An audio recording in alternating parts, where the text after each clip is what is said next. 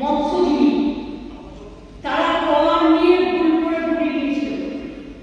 আগে আমরা বুঝতে পারতাম না কোনো মৎস্যজীবী ডুবে গেলে যে তারা আদৌ বেঁচে আছে কিনা, কোথায় আছে। এখন আমরা একটা কার্ড সিস্টেম করেছি, আমরা ট্র্যাকিং করতে পারি এবং আমরা ট্র্যাক করে দেখলাম তাদের বাংলাদেশে থানায় নিয়ে যাওয়া হয়েছে, ডিটেন করে রাখা হয়েছে, তারপর তাদের জেলে নিয়ে যাওয়া হলো। আমি হাউসে বলতে আমার কোনো দ্বিধা নেই, এটা আমাদের এতে আমি জানি না ইন্টারন্যাশনাল চুক্তি অলঙ্ঘন হয়েছে কিনা, কিন্তু আমি সেটা করতে চাই না। কিন্তু আমরা নিজেরা আইনজীবী দিয়েছি তাদের জন্য। ভারত সরকারকে বারবার আমরা জানিয়েছি, কিন্তু আজও তারা মুক্তি পায়নি। আগে কিন্তু এটা হতো না। তার পরিবর্তে একটা ঘটনা বলি, বাংলাদেশের একটা জাহাজ এখানে এসে ক্যাপসাইজ হয়ে গেছে, বাংলাদেশের একটা ট্রলার। আমরা কিন্তু তাকে উদ্ধার করেছি, তাকে চিকিৎসা করেছি এবং তাকে কিন্তু আমরা তার মর্যাদা সহ তার পাসপোর্ট ছিল, অফিসিয়াল ডকুমেন্ট ছিল বলে আমরা ফিরিয়ে দিয়েছি।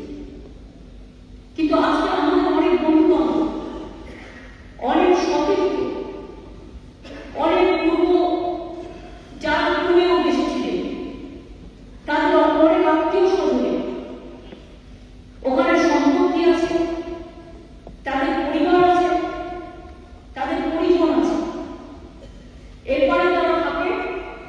কিন্তু ওখানে মেয়ের বিয়ে হয়েছে, ছেলের বিয়ে হয়েছে, তারা কিন্তু অফিসিয়াল পাসপোর্ট হোল্ডার। আমি বেআইনি অনুপ্রবেশের কথা বলছি না, এটা সেন্ট্রাল গভর্নমেন্টের আন্ডারে বিএসএফ করা হয়, আমরা পারবো না বলা, এটা তাদের দায়িত্ব। বাংলাদেশের সাম্প্রতিক ঘটনা নিয়ে আমি কোনো কথা বলবো না, এটা নিয়ে যা বলার ইন্ডিয়া গভর্নমেন্ট করবে।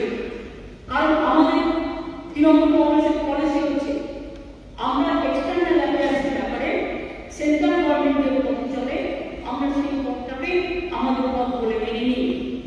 কিন্তু গত 10 দিন ধরে আমি দেখছি government of India is totally keep mum, একদম চুপ করে আছে। আর তার পার্টি রোজ মিছিল মিছিল করতেই পারে, একটা স্বাধীনতার অধিকার, কিন্তু তারা বলছে আমরা বর্ডার আটকে দেবো, খাবার পাঠানো দেবো না। তারা বলছে আমরা বন্ধ পেট্রোল রেল স্টেশন আটকে দেবো, স্যার এটা আমাদের ইতিহাসে পড়ে না।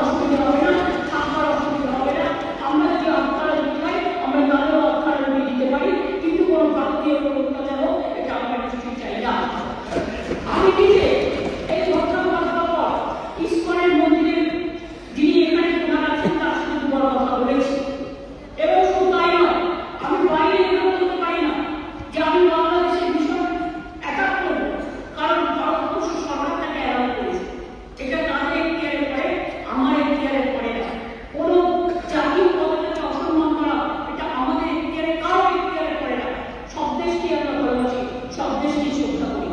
আর একটা কথা হচ্ছে গভর্নমেন্ট অফ ইন্ডিয়া, এই ব্যাপারটা আমি ইংরেজি বলছি এই কারণে যেহেতু রেজুলেশনটা যাবে, government of India can take up the matter to the United Nations so that they can send the peacekeeping force in Bangladesh and they can rescue all people from এটা আমার সাবমিশন থাকলো, আমার রিকোয়েস্ট থাকলো।